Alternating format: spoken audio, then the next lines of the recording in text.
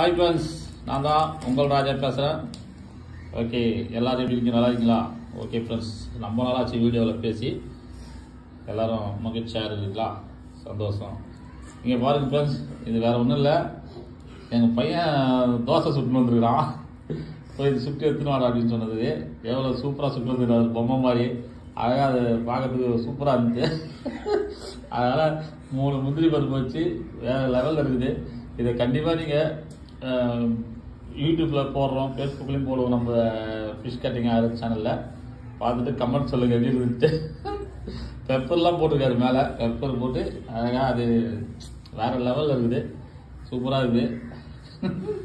காடா டிக்கெட் வர அப்படியா பாருங்க. பரவாயில்லடா, ஒன்றும் இல்லை, நம்ம சப்ஸ்கிரைபர்டா. Okay bye friends.